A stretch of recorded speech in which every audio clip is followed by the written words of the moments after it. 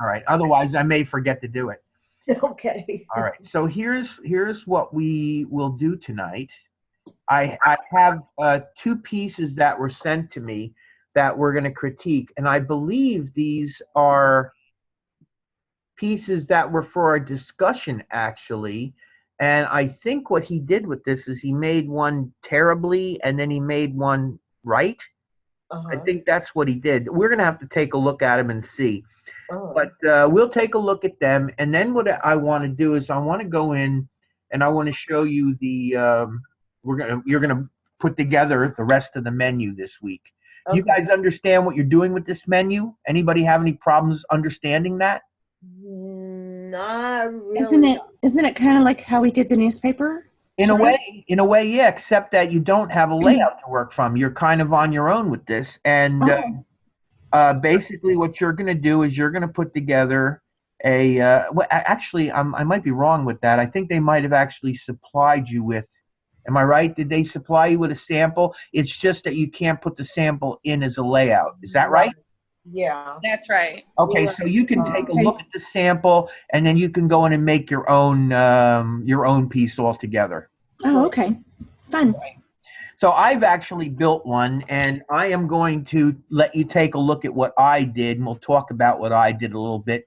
Okay. I have a couple of really interesting techniques I want to show you, how to get some text out of a bitmap that's sent to you. I also want to show you how to create an alpha channel so that we can. You guys know what an alpha channel is? Have you ever heard of an alpha channel? Anybody? Never. Okay, so an alpha channel, essentially, I'll show you what it is. It's kind of like a mask. And we use the alpha channel so that we could do text wrap in a very interesting way. You guys worked a little bit with text wrap around your square pictures. But Right. there's a whole nother level to text wrap that's very cool. So what I want to do is I want to demonstrate how to do this text wrap and have you watch me do it so that you could actually try it on your own. I definitely think it's something that you really want to know how to do. So it's a multi-step process. The process involves going into Photoshop and preparing the alpha channel, which I'm going to show you how to do. And then you save the file and you go back into your InDesign and bring the document in and you put text in proximity to it and you apply it with the alpha channel and it gives you a really cool look for your text. So we're going to do that. And then I also want to show you in Adobe Illustrator how to take text. We have a logo, a Geno's logo, and there's a tagline that runs across the bottom, which off the top of my head, I can't remember what it says, but I want to show you how, since I don't have that font on my machine, I wanted to use that text, that little tagline of theirs. I wanted to use that tagline, and the only way I could do that would be to steal it off of the bitmap. And there's a way that you could literally steal it off the bitmap and turn it into a vector file, which is the next best thing to creating it from text, which we can't do because we don't have the font. Right. Because I took it into myfonts.com and was trying to match it, and I took a screenshot and trying to do a match and there was none. Right. Well, here's the problem. I can't create new letters, but what I can do is I can use that little tagline and I can create an outline form from that, and then I can apply that to something in my document. So I want to show you how to do those things tonight. And the most important thing that I want to do with you guys before the end of the night, and this is what I'm really focusing on more than anything else, is how do you package your document to send to a printer? Have you ever heard of the term packaging, any one of you? Do you know what I'm talking about when I say packaging? Yes. You do? Who's that? Not really. Yeah. Catherine, you know what it is? Yes. Good. Have you ever done it in InDesign? Well, I have with you. Okay. All right. So you know what I'm talking about. Right. Okay. All right. Well, I've only seen it on one of your videos where they packaged a zip file. yeah. Okay. All right. Well, what I'd like to do is I'd like to go over that again tonight, and I'd like to explain. I think if I remember correctly, I did go over it, but I don't think I actually went over it in great detail. I think I kind of blew through it and mentioned that we were going to be doing this again and that I would get into it in greater detail. Is that correct, or am I wrong with that? Yeah, I think you were rushed and you did the Adobe preset and because it was running late and you got kind of rushed. Right. All right. Well, I'm going to focus on that a lot more tonight because that's something that's very important for you to understand. This is, in fact, to a large degree, it is kind of a production class. And two of the most important things for you is to create your document the correct way going in and create the proper output document going out to go to the printer. So I want to talk about creating a document the correct way tonight and go over that one more time with you to make sure that you really understand that. And then I'd like to talk about how to get this document out the correct way. Also, I'd like to also explain to you how to produce an Adobe PDF. So that's kind of my agenda for tonight. I think that should be enough to keep you guys busy if we cover all that stuff.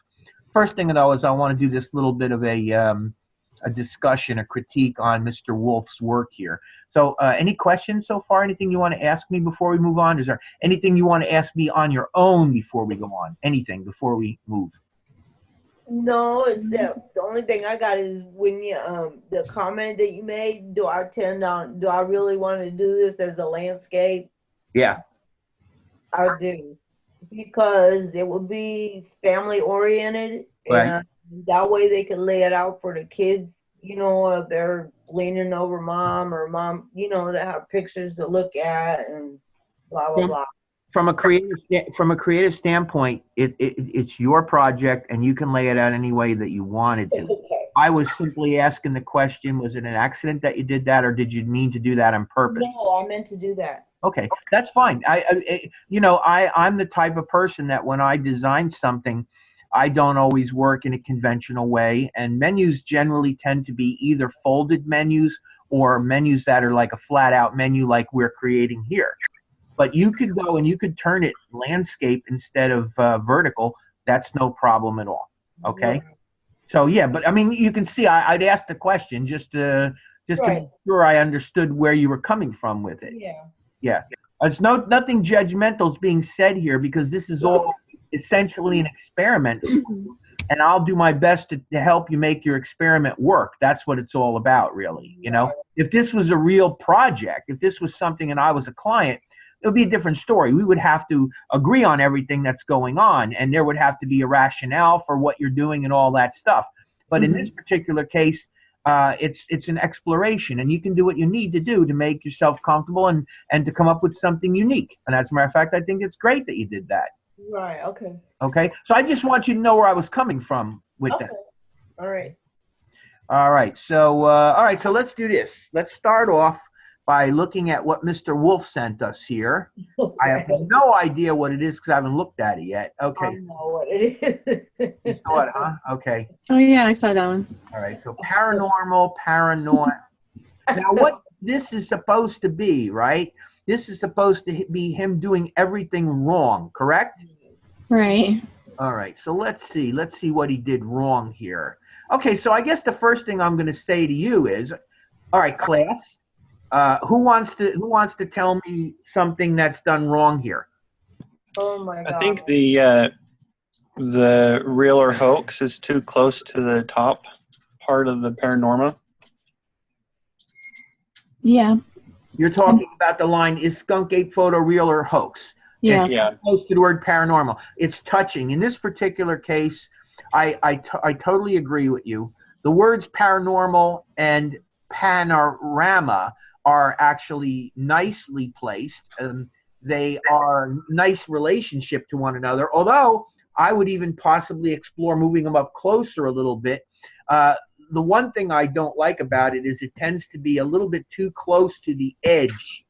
Right. See what I'm talking about? The margin? A little too close to the margin. But you're absolutely right. In this particular case, is the skunk ape real or hoax? The panorama and that are too close together. But that line is also too close to the skunk ape. Is that correct? Yeah. Mhm. Yeah. So we have a problem with that as well. How about on the margin on the left-hand side? What do you think of the margin on the left-hand side? Mhm. It come Looks- over a little bit. Too close, right? Yeah. So ultimately, what we want to do when we create layouts like this is we want to make sure. And what about the margin on the top above the paranormal? What do you think of that margin? It needs to be level. It needs to be centered in all 4 ways. What do you think about the margin though above it, above the word I paranormal? think it's okay. Yeah, I do too. I think paranormal is okay. There's also a very subtle little thing over here. Did you notice that all these letters are nice and touching and they Mhm. work together? But notice that the L kind of floats off on its own like that? Mhm. Yeah, see, now that L should be spaced a little bit differently. So Mhm. it's a subtle thing, but you notice it right away because it sort of sits away and it kind of makes it look a little bit wacky, Mhm. right? Mhm. And the same with the A and the R. If he's gonna have them all touching, he needs to be Adjusted maybe a little bit. right. Just Yeah. a little And I tone. think actually the kind of type that he's using here, I think it'll work if they're touching close like this because it's very easy to read and it is a weird text to begin with. Right. Still very easy to read. I can't say the word panorama for some reason. I'm just not able to say it. I'm tongue-tied tonight. I don't know. Mhm. All right, so we kind of see, and what I'm talking about up here is the space that is like between the edge and the letter A. I think that's a good space. That's not a bad space. And this having this extra space over here and a little bit less over there is okay. I just think that the word panorama should be moved over to the left some and maybe brought up a little bit. Then the word is skunk ape, photo, real, or hoax. There's a couple of problems with it. First of all, it kind of hangs way out here, and it looks kind of bizarre doing that, right? What do you think about that? He made a mess. Well, that's what he's supposed to do, right? Isn't that what he's supposed to make a mess? Yes. He did a good job doing it. Yeah. So he's got this is skunk ape, photo, real, or hoax, and that's very messy. It just sort of hangs there in a very funny way. Then what he did was he used a lot of fake text, which is what he's supposed to do. But what Right. about the text and the photo? It's a little too close to the photo. Yeah, it's a little bit too close to the photo. Another thing that you might notice is that I personally feel that the margin, or actually the text width, is too great for this text. You know Yeah. what I mean? That it's too wide. It should be, oh, I don't know, maybe a quarter less than that, maybe something like that. To see where I am? If it started about there and went over to about there, that would be much better. This is too wide. I think it should be narrower. And as we move down, we have the what unknown creature was decapitated by this ignorant simpleton. That's great. I think that that's too close to this, and I think he's beginning to already. I think he's beginning to use too many fonts as well. Although I believe he's using. I could be wrong, but I think these are all the same fonts. It's just this is different. This is different. This I don't know. I think it's different. There are too many fonts being used, and again, no spacing, no spacing. And then we get down to here, and he's got this, which is really narrow. It's choking the actual text. So he actually did quite a messy job with this. Am I right? Mhm. So, so do you guys think that if you had something like this, you'd be able to put it back in order and make it look good? Ooh, I have to. Sure. Yeah. All right. So anyway, is there anything else? Anything else anybody wants to point out about this before we move on? Oh my. Nothing? You could probably That take picture on the bottom. yeah, Yeah, I can't even tell what that is. Actually, is it a chicken? alien. It's supposed to be an alien? It's a dead chicken. Is it a dead chicken? Oh, I don't know. I can't tell you at all what it is. I guess it's Yeah, there. very Halloweenish. Huh? Very Halloweenish.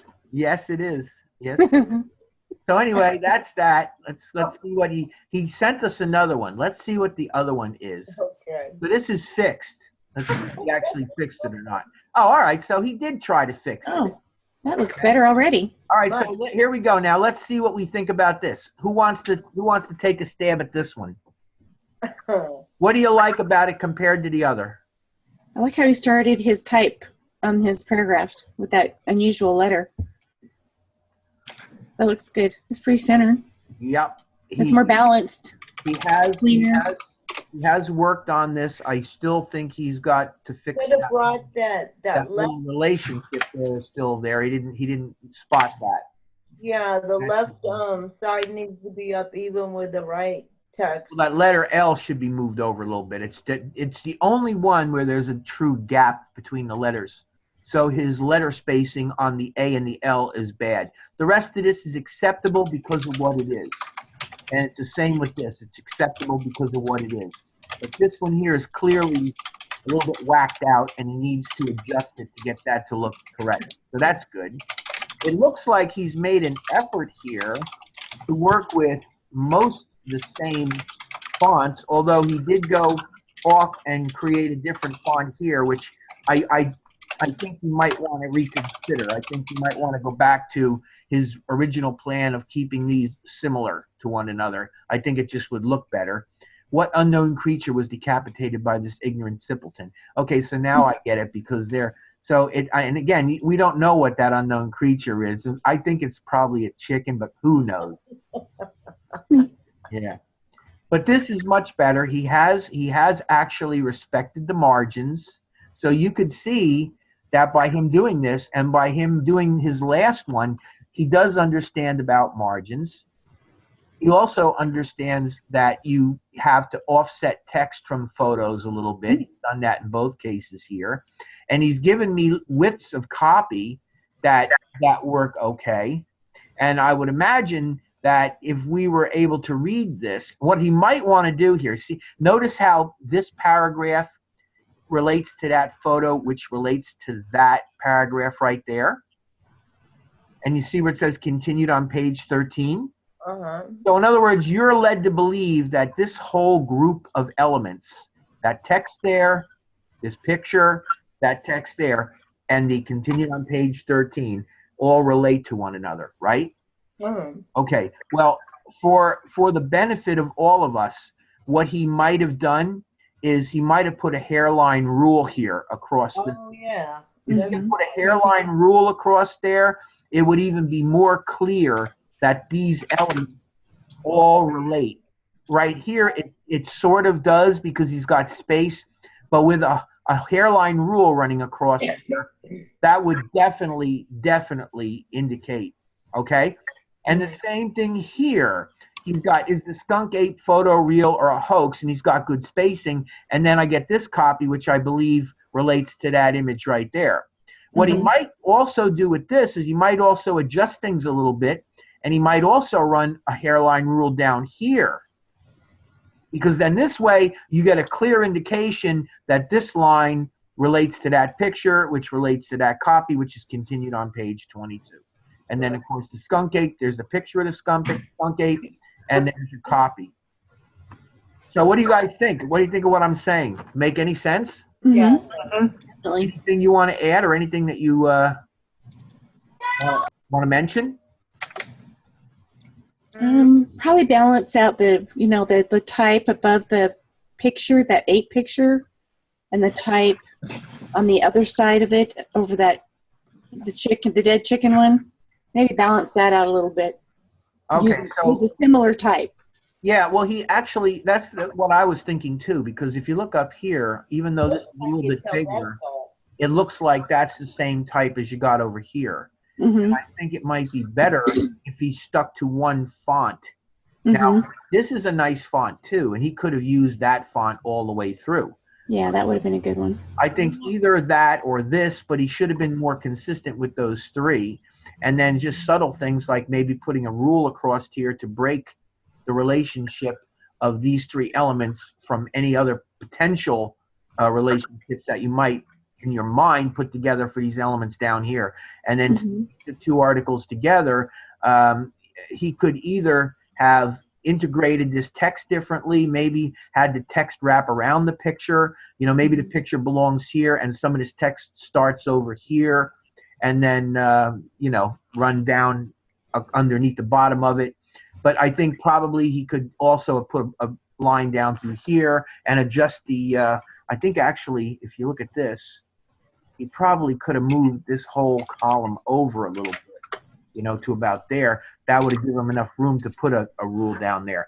Then what would happen is you would look like you would have 3 very specific stories. And when I'm talking about a rule, I'm talking about an extremely fine rule, like a half-point rule, just enough that it's there and you can see it. Right. But this is much better. This is actually much better. Definitely. Anything else? Anything that you guys want to add? Anything at all? It looks like it's all Helvetica because Helvetica has so many different. From what I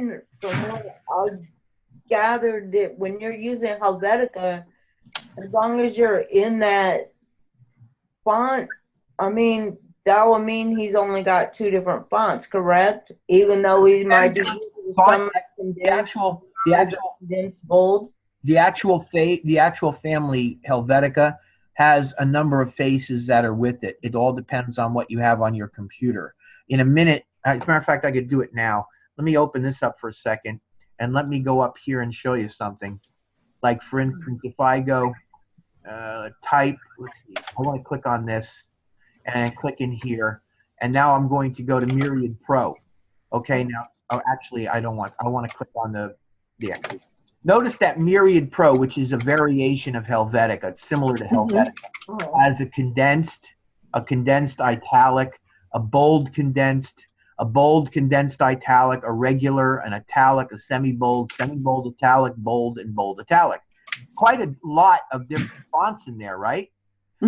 Different faces. These are all one font, but these are all different variations of the face. Now, if I come in here and I click and I find Helvetica, let's see. Actually, you know what? I could do that quicker by just type it in. H-E-L-V, Helvetica. I might not have Helvetica, H-E-L-V. Yeah, I don't think on my computer I have Helvetica, H-E-L-V. Well, I don't have it. And I'm going to tell you why. There's a reason for that. Okay. Not every single, and I'm going to bring this down for a minute, not every computer has every single font. Each one of you have your own unique computer. And there are certain fonts that come with your computer. I have a PC. I think you guys all got Macs, right? Okay. Yeah. Yeah, so if you have Macs, then you have some different fonts than I have on mine. And that's one of the problems that we run into. That the PCs and the computer, the Macs have different fonts. And then, of course, you can buy fonts to put on your machine, and I don't have them. That's one of the reasons why when we package to send our artwork to a printer, the packaging process copies the fonts that you're using in your project. Right. So, yeah, and the reason we do that is so that when the printer gets it, doesn't happen to have a font that you're using, he has your copy of the font, which he can use for that project only. Right. Okay? But I think Helvetica, if one of you guys take a look, I can't see it, but if one of you guys will, do you have anybody have InDesign open by any chance? Yeah, I do. I do. So here's what I'd like you to do. Get your text tool and just place the text tool on your page in a small box. And go into the font menu and choose Helvetica and read to us what are the fonts that are in the family Helvetica. Okay, hold up.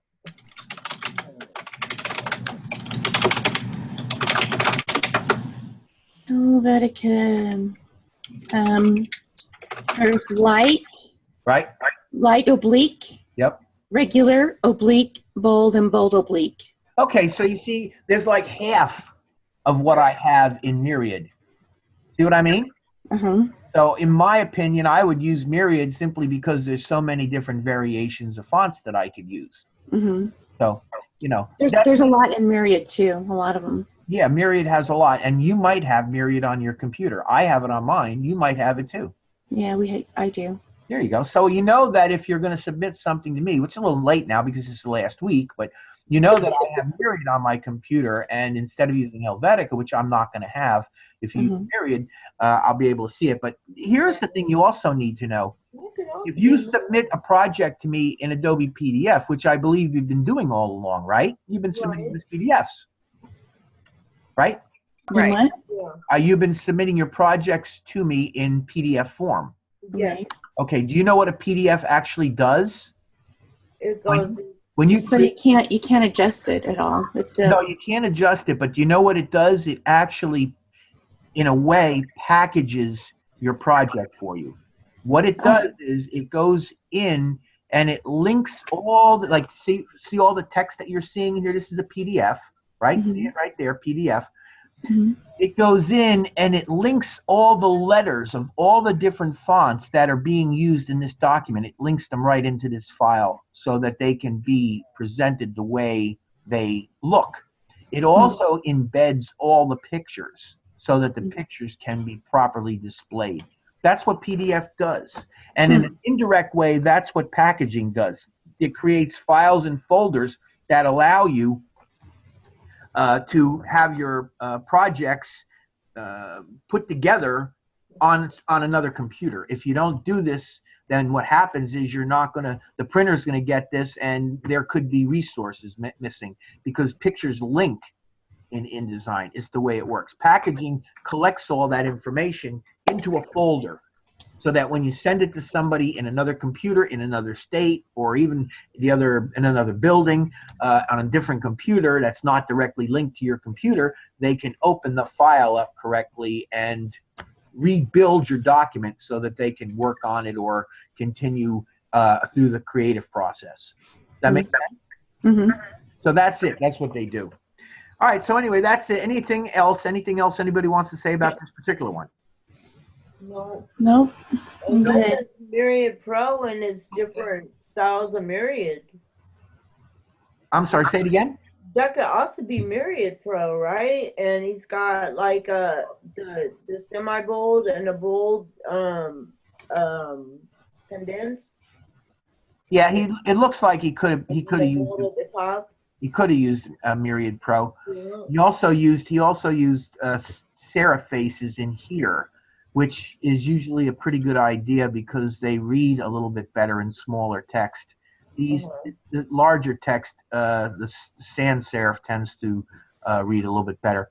But I also like the fact that he used the creative font up here. I like that very much. I just think that he has to make an adjustment on that letter L.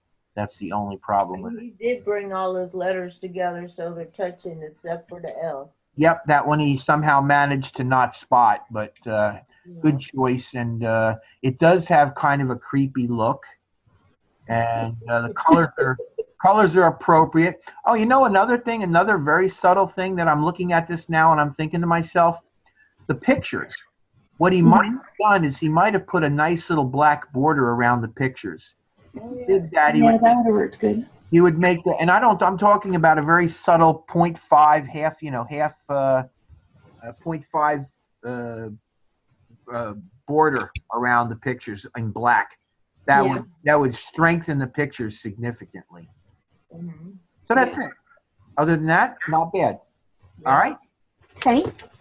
We're done. Let me out of here. Are we? Well, no. Okay. So now here's where we're going to go first. The first thing that I want to do is I want to talk to you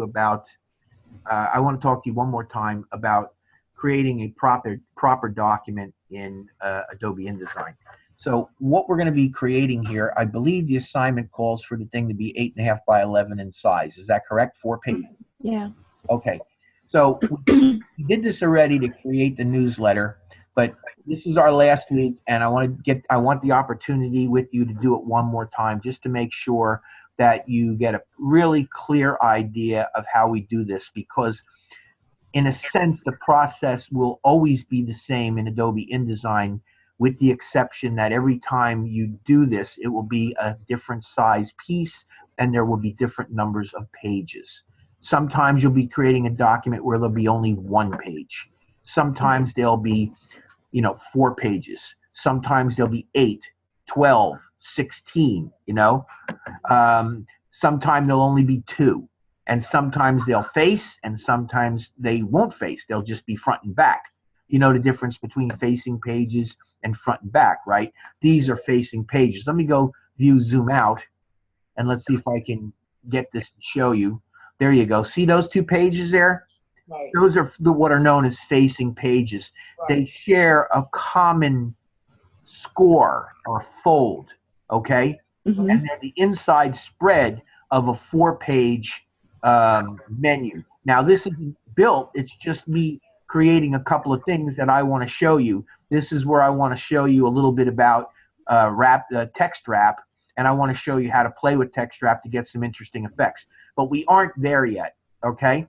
So I'm just showing you this because what I want to do now is I want to go to the view menu. Let's zoom it out again. I want to show you how to create this document one more time to make sure that you have the opportunity to question me about, let me just do this. It's probably easier. Go fit in window, fit spread in window. There we go. All right. So I'm going to go to the file menu and I'm going to go new document.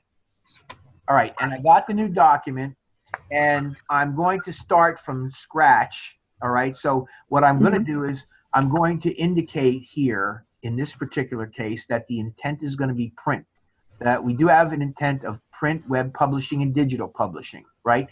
So you remember what I explained to you about these three? Did I explain to you the last time we did this?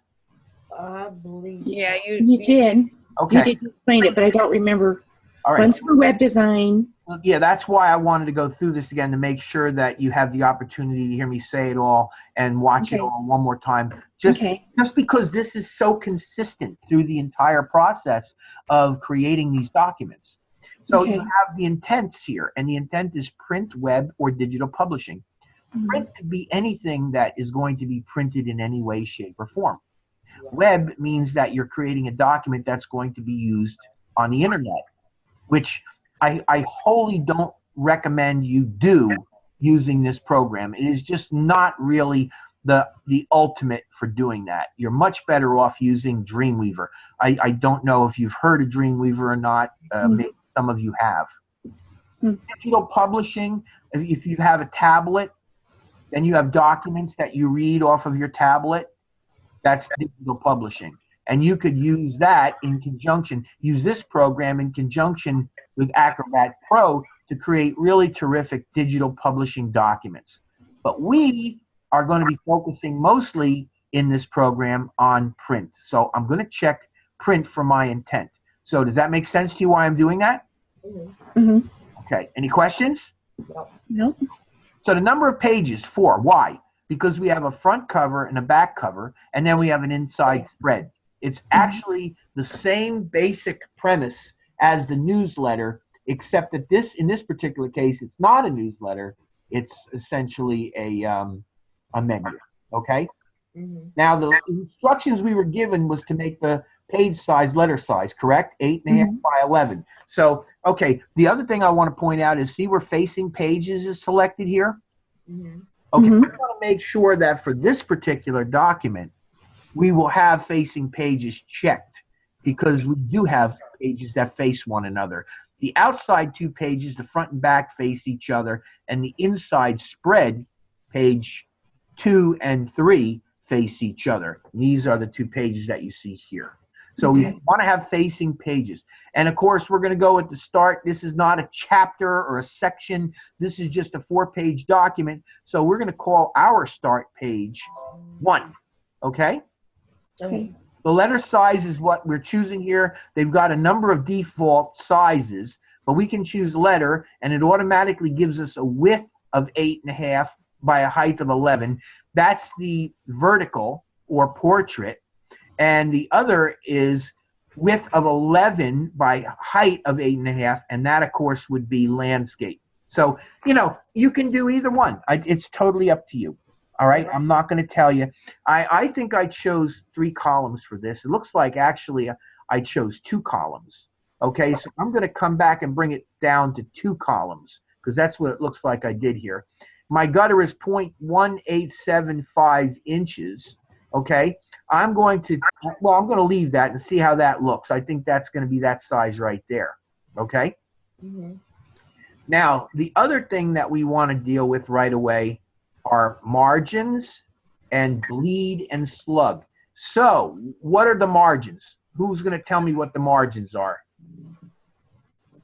What are the margins? The top is a 1/2 inch. No, but I mean, what is a margin? Oh, I don't know what you mean. On top, you mean? Well, there's a margin all the way around in here, and what the margin basically is used for, it's a space that is going to be devoid of any picture or any text. The only thing that might be on a margin is if you want to run a picture, like let's say I wanted this picture to run into my margin or onto the next page, I would then cross the margin. But normally the margin is an area that's kind of like a safe area or white space that you don't put anything on. Okay? Okay. Does that make sense? Mm-hmm. Okay. Notice that what I did here was I set my margins to be a top margin of a 1/2 inch, a bottom margin of a slightly larger number, 75 3/4 inch, and then the inside and the outside a 1/2 inch. So I actually, you see that little icon there, make all the settings the same? If I click that, you see what it did? It changed the bottom margin to 0.5, meaning that all my margins will be the same. Oh. But I deliberately wanted my bottom margin to be just a little bit bigger. So I click on that, and now I can come in here and I can type in 0.75 for my margin, and my margin is going to be 25% bigger than my other 3 margins. Does that make sense to you guys? Mm-hmm. Okay. No questions about it? Mm-mm. All right. Now, the last 2 things that we have to worry about here are bleed and slug. The bleed is where we have an image that's going to print right off the page. So does that make sense to you what I'm talking about? In other words, it's an image or a color that's going to go beyond the edge of the page, and it looks like it covers the entire cover or page. Right. And you'll see what I'm talking about in a little while. Normally, when you create bleeds, and if you look over here, see that red line right there?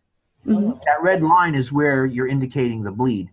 It's what's 1/8 of an inch, and 1/8 of an inch equals 0.125 IN. That's the decimal equivalent.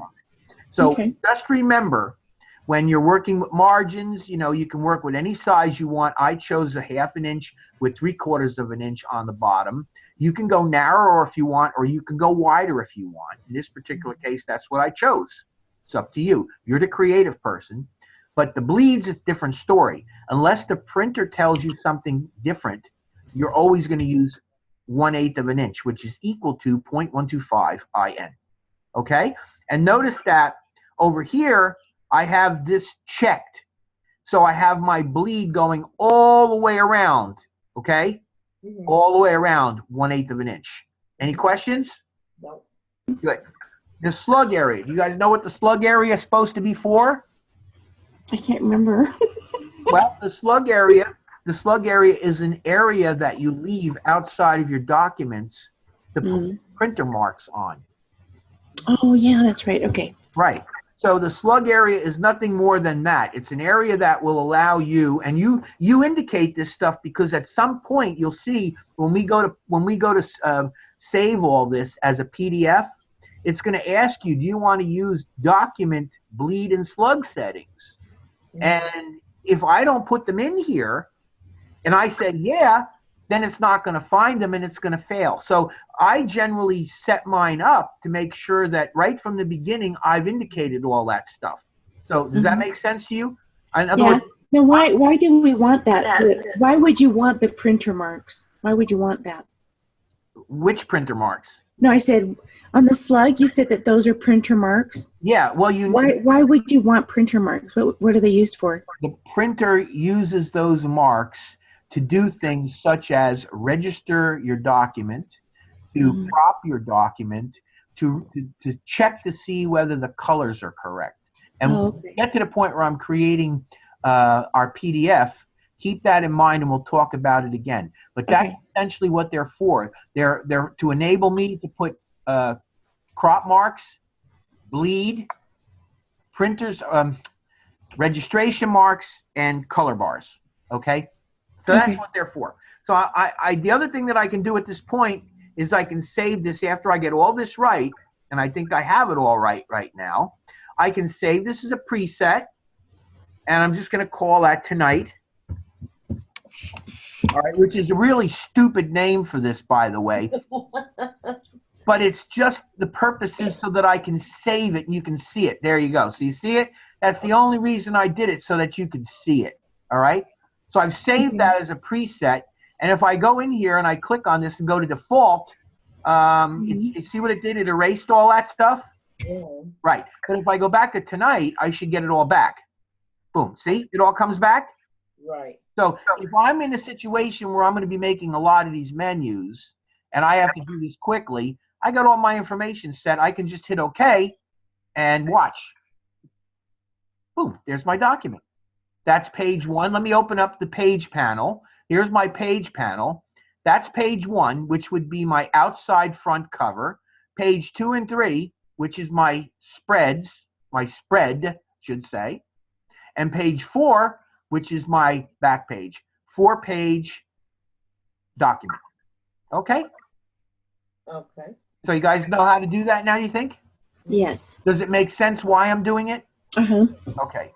Because I mean, like I say, doing these production things, and we're looking, let me go back in and go to the front page real quickly. Okay, I'm going to zoom this out, view, zoom out. Now, here's the thing. I don't have any crop marks in here yet, and I don't have any registration marks in here yet, because I would produce that. I would produce them before we actually move on. Okay? But the bottom line is that blue line that you see there, that's your slug area. That's the 3/4 inch slug area that runs all around it. And all my printer marks would be in that area. There is your crop, that red line right there. That is your bleed mark. So in other words, if I'm going to have a picture bleed off the page, that's where it's going to go to in order for that to work properly. The black line indicates where the actual document is going to get cut out of the larger piece of paper. And then, of course, here's your margin, and there's a little gutter for the 2 columns. So that's the whole purpose of this. And this is pretty much what you do when you create any kind of a document in this program. You set up this information so that you, as the creative person, control what you're doing. Make sense? Good. All right. So you don't think you'll have any trouble doing this, right? Right. Okay. Have any of you started working? You did, actually, because you created the cover. Did you create the cover as part of a 4-page document? And does your 4-page document lay out the same way as this? It lays out different because mine's landscape. But do you have the same marks? Like, do you have your margins, and you have your bleed, and you have your slug? Right. The only thing that did confuse me was on the assignment. On when it gave the instructions, it did not give any. It gave the bleed, but it did not say anything about a slug. So that was the only thing that kind of messed me up. Probably. Well, wait a minute. I'm sorry. Would you do me a favor? Say it again. What messed you up? Is because it did not mention what to give for the slug, but now I see it's an automatic. Okay. But when I packaged it, everything. You can go in and modify this document and add that slug if you want. Did you know that? Yeah, I already have. Okay, so you know how to do that. Yes. Okay. Okay, but the bottom line is, you always want to include a slug area.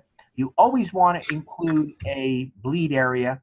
You always want to think about a margin. And if you're working with more than one column, you always want to have, a small gutter. That's the only thing I can tell you. And you don't have to use 2 columns. You can use 3 columns, 4 columns. You can use 1 column. Totally up to you and what you're doing. But those are the basic elements. And whenever you create a document from the very beginning, it is a really good idea to deal with all this stuff right from the beginning. Okay? All right. All right. So no other questions? No. Okay. All right. So let's ditch this and let's move on to the next thing. So the next thing is we're going to start looking at text wrap. So here is my logo. You familiar with this logo, right? You've seen this logo? I'm going to have a with Gino's pizza?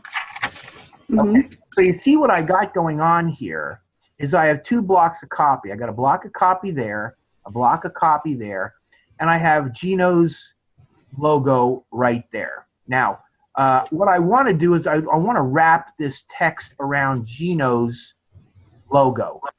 Now, this particular piece, if we look at it, let me go over to my links panel, and you can see that it is cover art EPS. Do you see it? How do I know that? I'm going to deselect it. You see where that goes away? I come in here and I click on it. Watch what happens. You see how it comes back and selects? Mhm. Telling me that the piece of art that I'm looking at here is cover art EPS. Now, I believe that is what was supplied to us, an EPS file. Is that correct? Was it originally an EPS? No. Was it AI? Yes. Okay, well, we're going to look at that in a minute. Here's the thing. It was not supplied to us with a clipping mask or with a alpha channel. So the problem that I have right away is if I want to go in, here's my, let's go back. If I open up my text wrap, and if I click on the text wrap, I got wraparound bounding box. Watch what happens. You see what it does? It wraps the text around the bounding box. Yeah. And if I come over here and if I wrap around the object shape, it won't let me wrap around the object shape. Right. All right. And the reason that is, let's see if I can detect edges and get it. There, I got it. I got it to detect edges. I'm not crazy about this, but I got it to work. Do you see the difference here? And what I can do now is I can come in here and I can try, but it doesn't look like it's going to give me anything. It can only knock this from the top. Oh, there we go. Well, that looks better. Hold on. That looks good. Now you see it's giving me a really lousy job at this. I'm not really happy with this at all. Oh. Okay, but that is you see that is essentially what it's doing is it's creating a standoff, which makes it so that the text can be wrapped around here. I don't think it's doing a particularly good job, but that's what I'm going for. I'm looking for that kind of a look. I think I might be able to do it in a slightly better way, though, if I create an alpha channel. And that's what I'm going to do, create an alpha channel. I want to show you how to do this. It's really not that difficult. However, you've got to do it in Adobe Photoshop, okay? So do you understand what It's called what again? What? Alpha channel. Okay. Yeah, an alpha channel. And even if you guys, here's the point, even if you guys don't use the alpha channel in this particular project, one of the main things that you will be doing at some point or other will be wrapping text around images like this. And if you know how to create an alpha channel, you can get better control on how you can wrap text around objects. And I do think that that's something that you'll be very happy about. So let's see what happens here. I'm going to go into Photoshop here. Here's Photoshop. And I have my Gino's logo here. And notice that I have my channels. Okay? I know you guys know about layers. You guys know a little bit about Photoshop, right? Right. Okay, so I have my layer here, and I'm going to go to my channels. Now, do you know where to find channels and paths? Know where to find these? You find all of your panels, every one of them. Hold on, I got to move this because it's in the way. It's in the way. My thing's in the way here. There we go. Okay, you go to the window menu, and down here is your channels panel right there. Oh, okay. Okay, so what I did essentially, see, I just closed it. I'm going to go to window, and I'm going to go to channels. Boom, and there's my channels. Now, I nested my channels in with layers and paths so that when I open the one, they all three open up because I used them all simultaneously. All right. So this is the piece of art that I have. I created mine, and I modified mine and made it into a Gino's logo PSD. How I did that essentially was I opened up the file. I'm going to go File, and I'm going to go Open, and I'm going to see if I can find Gino's. Where is it? Cover Art, Gino's logo. I think that's it. And hit Open. And give me a second, let it come up. Import PDF, there it is. And hit OK. And come on, hit processing. There it is. There it is. There's Gino's logo. Okay. So what I did essentially was I opened this file was a .ai file into Photoshop. So that's how I did it. And what I did then was I'm going to notice that this just says Gino's logo add 50% layer 1 RGB. But mine says Gino's _ logo.psd. Now all I did to get that was with this one open, I went File, Save As, and I created it. I changed it into a PSD when I saved as. You guys know how to do that, right? I don't have to show you. Okay. Now, are we making these into a TIFF file again with the CMYK color? No, I'm going to show you. No, watch Okay. what I do with this. This is cool. All right. So I'm getting rid of this one because I already got the one prepared over here. So I'm just going to get rid of it. Okay, so what I did essentially was I gave myself a little bit of room around the outside here. See where I got a little bit of room around here? Okay, so here's what I want to do. I want to create an alpha channel, all right? So what I'm going to do now is I'm going to come in here and I'm going to start by getting my quick selection tool. And the point of the quick selection tool is to make a selection. So I'm in my layer, there's my layer 1, and here's my quick selection tool. And by using, you know the fancy brackets on your keyboard? Okay. By using the fancy brackets, I can change the size of my selection tool. And now what I'm going to do is I'm going to come over here and I'm going to click and I'm going to drag and I'm going to make a selection. See what I'm doing? I'm selecting around the outside of my guy. Okay? And I'm going to come around here and I'm going to make my selection around here. You see what it's doing? I went inside there a little bit. I don't know why that's happening. I'll have to fix that. I'm going to come around here and I'm going to select this. There we go. And I'm going to come around here. All right. There we go. It's actually selected more than I want. I don't know why it's doing that. I have to get rid of some of that selection.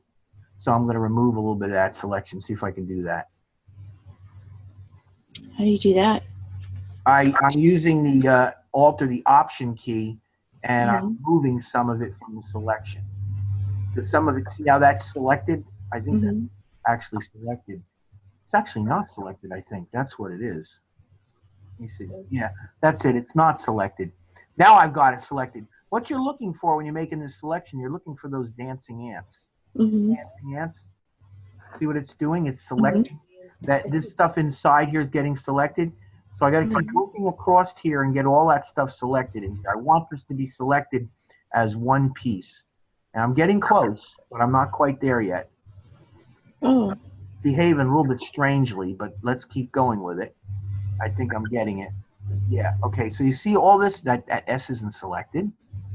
What else? Do I got anything else I need to select? A little bit of that, more of that S. All right, and that there. And I see the P over here has to be fixed. That's got to be selected.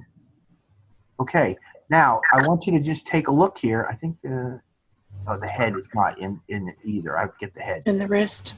Yeah, you're right. The hand. The hand. Yep. And I just keep. Okay, so you got that's good. You keep moving this up to here, making that all part of the selection. See where the dancing ants are?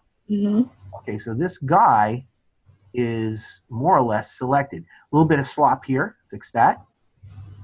Okay. Now I'm going to reduce the size of this quite a bit because I want to get down here and I want to try to select that Control Z. I want to try to select that letter and see if I can do that without messing things up. There's the B. Click on that. The D. Let's see if I got it. Yep. And the O. This is hard. And the N. Bon appetit. All right. All right. And then let's see if I can get the word appetit. This is actually very tricky, but you see what I'm doing? Is it making sense to you? I'm so your type doesn't go on it, right? Yeah. Well, no, I'm actually trying to select the type. That's what I'm trying to do. See, I'm trying to select the type. I'm trying to select everything but that. You see the background that's kind of like, excuse me. There we go. Now I got it. Okay. What I'm trying to do is I'm trying to select everything but this background right here. Mm-hmm. That gray background right there. I'm trying to select the entire image. Okay. So now I'm going to go in my channels and I'm going to drop this down and I'm going to choose new channel and it's going to be called Alpha 1 and I'm going to call it _trace. Okay. And I'm going to give it a color, opacity. So here's what it's doing.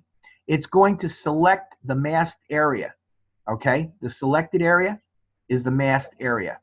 And the color is going to be red at a 50% opacity. That's how it's going to display. So I hit OK.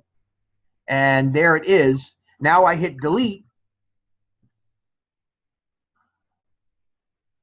Hit delete. Oh, come on. Why is this thing looking funny now all of a sudden? Did you mask it or? No, there we go. Now I can maybe get rid of the delete. There we go. That's what I wanted to do. Okay, so you see what happened here? This is what I want you to take notice of. You see all the red areas right here? Okay. The red area is my mask. The area that's open is, and look over here, look at the channel. See it? See what I've created? That's my alpha channel. That's the channel that I'm going to use when I save this thing. And I'm going to use it as a standoff. So do you understand what I'm doing? Essentially, I'm coming in and I'm creating a selection which is going to include the entire area. If I go select, deselect, you can see what I got. Okay, so I got the entire logo. I got this text down here. I got all that. And then everything else on this page is this red color. And it is a mask.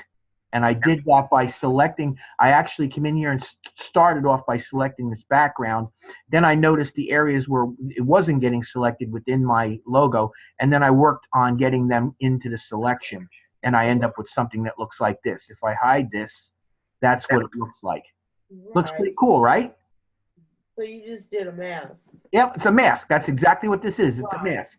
Right. Okay? Okay. All right. So now what I'm going to do is I'm going to go File, Save As, and I'm going to go on my desktop in a new folder, and I'm going to call this Files _ TONIGHT, Files Tonight, and I'm going to open that, and I'm going to save it as genoslogo.psd, hit Save, and hit OK. So that's the first thing. That's the first thing. Now I'm going to drop this down, and we're going to go in and we'll take a look at that file. So where's Files Tonight? There it is. So I come over here and I look, and there is my Photoshop. And what I've done essentially is I've taken the logo and I've created an alpha channel that I'm going to use in my InDesign document. Okay, so does that make sense to you so far? All right, do you think you guys could do that if you had a piece of art or some kind of a piece of the illustration? You think my my steps that I did were clear enough that you'd be able to recreate that on your own if you had to? Yeah? Yeah. Okay. So let's go back into Geno's. And here's what I'm going to do. I'm going to come over here and I'm going to click on this art and I'm going to delete it. So now what I got basically is I just got a plain ordinary box. And what I'm going to do is I'm going to remove the text wrap on it. Okay? So there's my ordinary box, no text wrap. I'm going to go File, Place. And this time, see where I have all my art and stuff? This time I'm going to go to my desktop and I'm going to choose Files Tonight and I'm going to choose Geno's logo and I'm going to hit Open. And there's Geno's logo. And actually Geno's logo came in about the size that I had it in there before, which is good. That's what I wanted. Okay? So now this is the one that I have an alpha channel attached to. So let's see what happens if I play around with this a little bit. What I'm going to do first is I'm going to come in here and I'm going to zoom in on this area so we get a better look at this. Okay? Let me get this out of the way. All right, so now what I'm going to do is I got this selected I can come in here and I can click on text wrap, and there's my regular text wrap, which looks pretty rotten, doesn't it? I mean, all this space in here, it just is not really very conducive to having a really nice looking graphic. What do you think? Am I right? Do you think that's kind of dull that way? Yeah, a little bit, yeah. So I'm going to come here. I'm going to try this. Wrap around the object shape. And I'm going to come in here. And I'm going to choose alpha channel. See where it says alpha channel? Remember, I have an alpha channel now. So I'm going to click on alpha channel. And look, it comes in. And it comes right up to my piece. So now this side looks okay. But it's this side that I want to work with a little bit. So what I can do is look at my little icons here. I don't really have to do anything with the top. I don't really have to do anything with the bottom. These are the offsets. Actually, this thing isn't giving me multiple offsets either. It's just giving me. All right. Well, that works out okay. Check it out. Now I got that offset, and there is my alpha channel. There's my Genos. All right. And it is a little bit better than the other one. I can actually click on this. Let's see what happens if I move this over a little bit. And actually, I don't know whether if I oh, that's not too bad. So there's Gino's logo, and I've actually created an alpha channel, which will enable me. Let's go view fit page and window. And there you have it. There you have Gino. And you have the text that's offset on it, and not actually might be a little bit too big. Let's see if we bring it back one. That's probably pretty good right there. There he is. There's Gino's logo. And maybe what I'll do with this is drop that down a little bit. There you go. Now, he actually is coming in contact with that Bon Appetit, so I probably do need to offset that a little bit more to get that away from there. There you go. So there you go. There's Gino's logo. That's an alpha channel. Okay. Any questions about what I did and what that's all about? No, I'm now good. you said we're not making those pictures a TIFF file? No, I actually made that particular picture, the one that I just did. Let me see where this goes. Yeah, here we go. So now what I can do is I can adjust this. The other thing I have to do is I have to adjust the font here. Get the font to a bit. There we go. That's actually too much. I think this font may be too big. I'm going to play with the font for a second. Just give me 1 second here. The font size on that is 11, 12. That's probably pretty good. Sorry, that. Yeah, it's still off a little bit. Let's see if I can get that balance. I thought I had this balance better, I thought. I wonder if that's the problem is that that's too big. Yeah, let's go back to 12. Oops. There we go. That's probably a little bit better. And now maybe if I do this, if I adjust the size of this, yeah, that's good. But I'm getting that little, let's come in here and let's close it up a little bit, -10. There we go. I wanted to get rid of that little half letter hanging there. I still have this issue with the Bon Appetit at the bottom there, but I think actually that's not too bad. I can move this over a little bit. Right. Can you just do tracking on that one bottom sentence, on that one bottom line, so it goes over? Oh, I could, let's see what I could do with that. Yeah, I don't know. I'd have to play with it a little bit, but at least this way I got something that balances out. That's what I was really looking for. I think these might be a little bit too high. That could be what it is too. I bring it down a little bit. That might be the way to go. See, now I'm bringing it down a little bit, and There you go. that's a little bit better. That's more like it. Whoop. So there's that.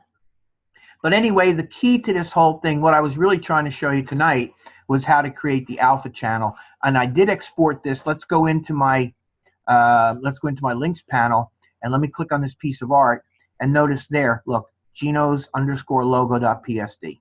So I actually did bring this in as a PSD, and the reason I did that was because of the alpha channel. Okay, so we don't have to, okay, on all these images and stuff, do we have to turn all these, I mean. I'm saying we're going to do an image. I'm not going to do all these photos. I'm just going to do like one for you to make sure you understand how to convert them The only reason that I'm using this as a PSD is because I have an alpha channel. The other ones I'm going to save as TIFFs because they're going to be just regular square photos with no transparency. First of all, Gino's logo started off in Adobe Illustrator, and I created an alpha channel in Photoshop. I wanted to show you how to do that, create an alpha channel in Photoshop. And then I imported it and used the alpha channel to offset text. So the best way to do that is by using it as a PSD. But the others are not going to have that happening. The others are just going to be rectangular photos. So here's my photo. Okay, I'm going to click on that. And I'm going to go to the info. And I can see that this is a width of 3.6096 or 69. So I'm going to make a note of that. It's, hold on. All right, so it's wide equals 3.6069. All right. So what I'm going to do is I'm going to show you how to check these pictures, because these pictures, there are problems.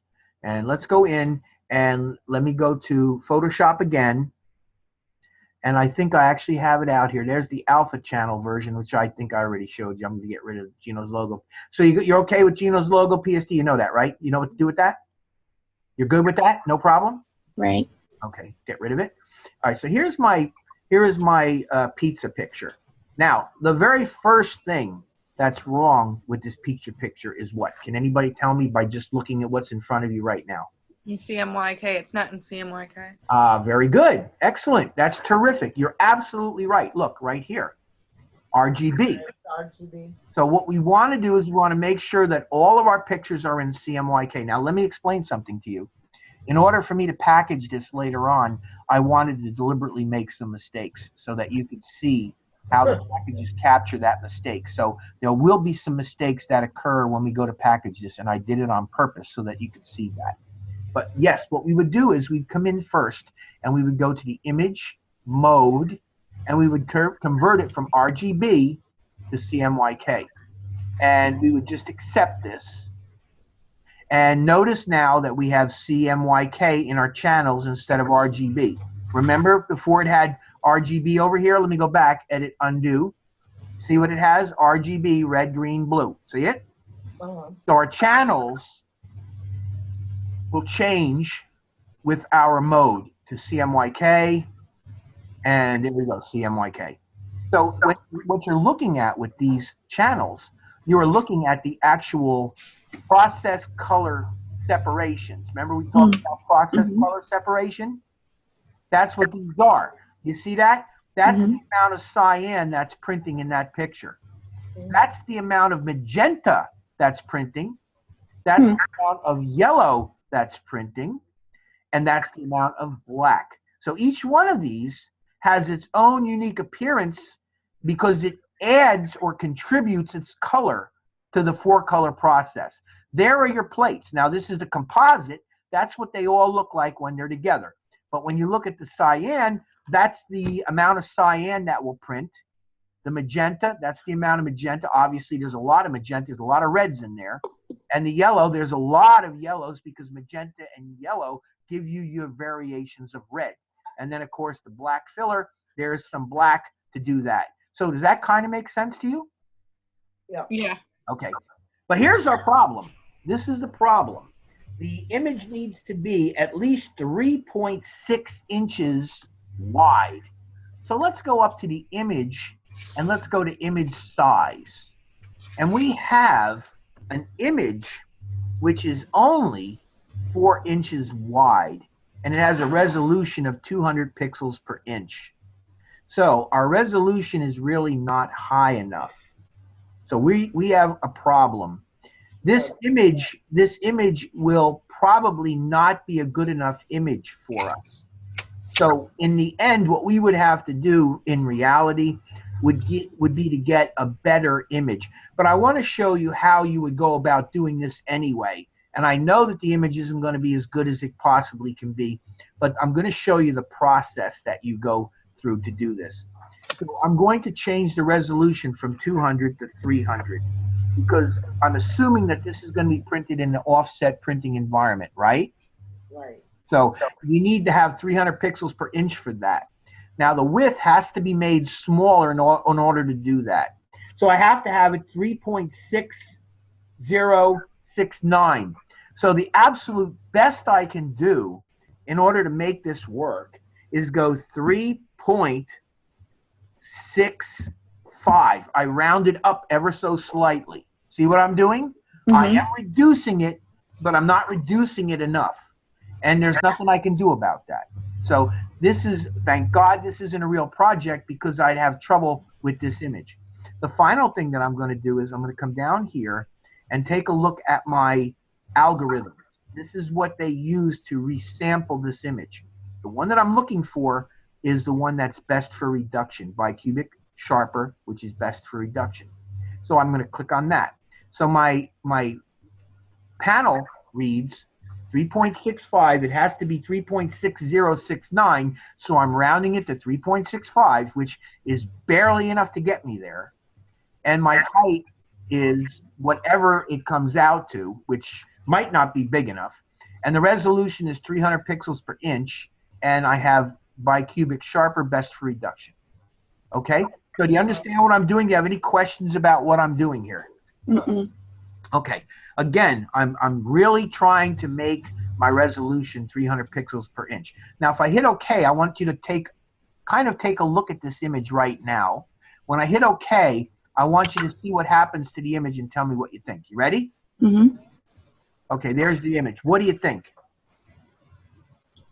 It looks a little blurry. Yes, it does. It comes off looking a little touch blurry. And the reason that is because I did not reduce it enough to make the image correct. So we'd either have to live with this, which is really not what we want, or we would have to see if we could somehow find a bigger image that I could reduce down to bring the resolution up. Okay?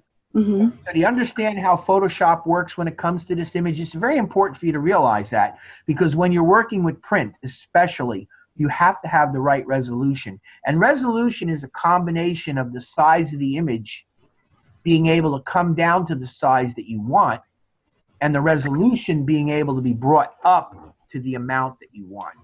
And when you have an image that's rather small and you're reducing it to a number that's real close to what you got, and the resolution is too low, you end up with an image that's going to come up and not be as beautiful as it should be. I hope that makes sense to you all. Yeah, it makes sense. Now, is 300 the highest you can go in resolution? No, the printer can tell you a higher number, but generally speaking, you're going to find that for most normal applications, 300 pixels per inch is pretty much where you're going to find yourself being. So generally speaking, 300 pixels per inch will work for you, but you do really need to talk to the printer from time to time to make sure that you communicate and you understand what it is he wants, because he may actually need a different number. Generally, it would not be a smaller number, but it might be a bigger number, but generally 300 will be fine for this. So we know already off the bat that this is not going to be the optimum image for us to use, okay? But we're going to use it anyway because it's what we have. So again, this is not really going to be printed. This is going to be for your exercise and for your understanding. So it is important that even though this isn't going to work the way that we should want it to work, you still do this anyway so that you learn the process. So, okay? Okay. Will you guys do it? Yep. Yeah. Okay. Final thing I'm going to do is go File, Save As. Let's see, actually, yeah, Save As. And then I'm going to drop this down. I'm going to go to my desktop again, and I'm going to put it in, where was it tonight? Where was it? It was right up in the top there. Oh, Files Tonight. Here we go. Files Tonight. And I'm going to change it from JPEG to TIFF. Okay, so this is going to be Pizza 1 TIFF, right? And I'm going to hit Save. Now notice that no TIFFs are showing because I haven't got any TIFFs up in here. I'm going to hit Save. Okay? And I'm not going to compress the image at all. I'm going to leave these basically set up as default. All right? I'm just going to hit OK. and it's done. And I'm going to minimize this. I'm going to go to Files Tonight, and there I have my Geno's logo, which we actually already dealt with, and there's my Pizza One. Okay? So understand what I'm doing? I'm getting these images ready for my importing. So now I'm going to go to Pizza One here. I'm going to click on that image. Notice how I do this. If I click on this edge, I'm clicking the actual box. See what I did? Mm-hmm. Okay. But if I go in the middle here, do you see those two little gray things pop up? Mm-hmm. Okay, watch when I click that. See what happens? I get that kind of brown highlight. Mm-hmm. That's the actual picture that's in that box.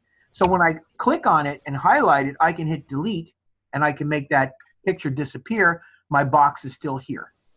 If I select that box, if I don't select this box and I go File, Place, it's going to place that picture in my cursor right here, and then I have to click and draw a box. But if I already have a box like that, I can click on that box to select it, and I can go File, Place, and I can go to Pizza One, my TIFF file, and I can hit Open. And you see what it did? It placed it right in that box. And because I made it ever so slightly bigger, watch this. You see it's ever so slightly bigger? Mm-hmm. Okay. So I can go Object Fitting, Fit Content Proportionately. There you go. And actually, it looks like it kind of jigged me a little bit on the side here. Let's see if I can fix that. There we go. That's a little bit better. There's my picture. Okay, so this picture, even though it is an imperfect picture, is correct. These pictures I have not modified, so each one of these would be incorrect. If I click on this, look what it says. Color space, what does it say? RGB. Right, so is that any good? No. No. And if I click on this, what does it say? CMYK. Okay, so are you guys familiar with the info panel? Have you ever seen the info panel before? I've seen it, but I didn't know really what, you know. All these panels actually have, they have a very helpful purpose. In this particular case, since we are playing around with pictures, it's going to show you the type of picture that we're talking about. In this case, we're talking about the TIFF. And you know that's a TIFF, right? Because you just saw me make that TIFF, right? Mm-hmm. Okay, actual PPI is 300. Look, see, so it's even telling you that the pixels per inch are correct on this. The effective size is 300 by 312, and it's in CMYK. Now watch when I click on this one. The type is a JPEG, which isn't exactly what we want. Look at the actual pixels. What's wrong with that? It's not big enough. Not really, is it? It's 200, and I would think that the printer would say, I don't know that I really want it to be 200. I think I want it to be 300, and then you'd have to fix it. Now, the color space is RGB. It's the same thing with the rest of these photos. Watch when I come in here, and all right, watch when I click on that photo. JPEG, effective pixels per inch. This is 198. Pixel per inch is 200, and RGB. It's the same with all these, see?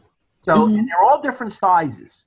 So what I would like you to do is go in when you're doing this exercise and run these images through the process in Photoshop to adjust them so that you get used to doing it. Because it is something that's absolutely important for you to know to do.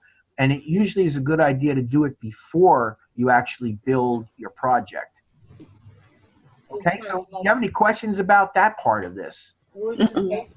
No? The way we did our airplane magazine, the same way we took out everything into Photoshop first, and this y'all were doing the same thing with it. Yeah, if you did that. I mean, I'm not sure that you actually did that because I didn't make nearly as much of a fuss about it as I'm making about it tonight. I'm making a big fuss about it tonight because this is my last night with you, and there are certain things that I think are absolutely key. So I just want to make sure that, you know, you're clear on these very important details. These are things that I think are absolutely essential for you to become a good designer. You have to know how to manage your document. And when you're working with assets, you have to know how to manage these assets. There's an awful lot more to the program, but in the limited amount of time that I have, there's only so much that I can do with you. So I'm trying to pick on the things that I think are really important things, and these are some of them. Right. Well, let me ask you something, because like on the border on my pizza cover, Yeah. the checkerboard, I created that in Illustrator. Yeah. And I started with 2 squares and I just kept going, and but I had to turn that into an EPS. Yeah, encapsulated postscript. That's what you want to do. Right. You want to make it into an EPS, definitely. Right. That's a good format to be taking an illustration, because Illustrator, essentially, when you're working with Illustrator, you're working with an illustration of some kind. That's, whether it's those little checkerboards that you're making, or you're going to see me make in a minute a word that is actually a bitmap. I'm going to convert it into a vector, which I think you'll find cool. But it's all basically you're creating some kind of a piece of art. In Photoshop, you aren't doing that. In Photoshop, what you're doing is you're modifying a picture. Right. Right. So did you have any trouble when you created your checkerboard? Did it work out okay for you? Did you get it? It came out great. Yeah, and did you make enough of it that you could bleed it? Yeah. Okay, good. So you did it right, right? Yeah, I took it all the way to the bleed line. Great. That's what you want to do. You want to make sure that you do that. Yeah. Okay. I have a question. Yeah, go ahead. Okay, I didn't turn in my assessment 3 because I thought it was supposed to be, the way it was worded, I thought it was supposed to be done for this week for some reason. Okay. So, but anyway, I don't really understand what I'm supposed to do with that. You're just supposed to make the cover. And that's it? That's it. Just make the cover. Make me a cover and send it in, and I'll give you credit for it. So you just use You're going to be using that cover when you create the rest of this project, which is what we're talking about tonight. You're going to actually go in and here, look, let me show you mine. Here's my menu. Okay. Here's my front cover. This is what you need to do for me for next week. Just make me, this is the actual back cover. Let me go to the front cover. There's the front cover. There's the front cover of my menu. Okay. You can make any cover the way you want it, any way you want it. This is what I made for the cover.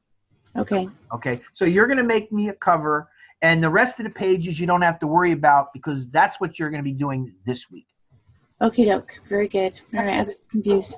Okay. Yeah, no problem. Okay. Any other questions? No. All right. Now I got something really fascinating. So I'm going to drop it down for a minute, and we're going to go back to Photoshop for a second. And I'm going to go File, Open. I actually, looks like I closed everything. Let's go back up and Class Tuesday. Nope, wrong one. Let's see, here we at Class Monday, Critique Tuesday. Let me go down a little further. Files Tonight. Let's see if that's in there. Nope, that's what I'm working on. Hold on. Okay, Tonight, is that it? Let's see. Aqua Logo Pantone, where's my Aqua Logo process? You know what? 4. Eno's logo, here we go. There it is. Eno's logo. Let's try that. Open that. Oh, that's not it. That's not Gino's logo. What's the story with this thing? File. Open. Hold on. Gino's logo. What's going on here? Hold on. There we go. Where was that? Nope. Hold on. I'll find it. Give me a second. I'm struggling here. What's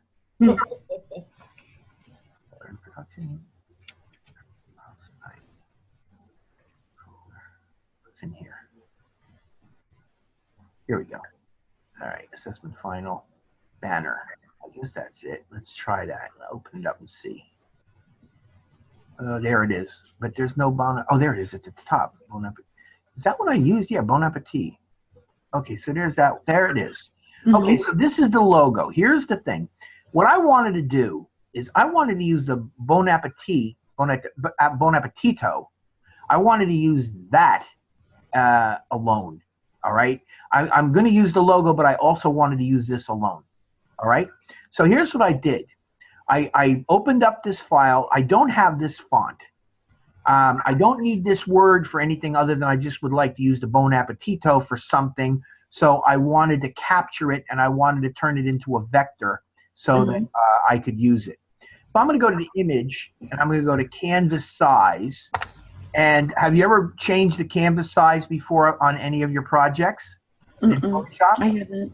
No? All right, so if I go canvas size, notice that it's showing me the size of this image. And by the way, this is a, doesn't tell me what it is. I think it's an Adobe Illustrator file. That's right. So here's what I'm going to do. I'm going to change the height of this. And I'm going to change it by, see these little marks down here? See that little bullet and how it's in the middle? This is kind of like a registration point. And it tells me if I enlarge or reduce the size of my canvas, where it's going to reduce or enlarge from. Now, I want to make this bigger, but I only want to make it bigger on the top. So what I'm going to do is, see where it's in the middle now? I'm going to come down here to the middle, and I'm going to click. And notice now, do you see where it's changed to? Okay. What that means is it's going to lock the bottom of this. It's not going to let the bottom get any bigger.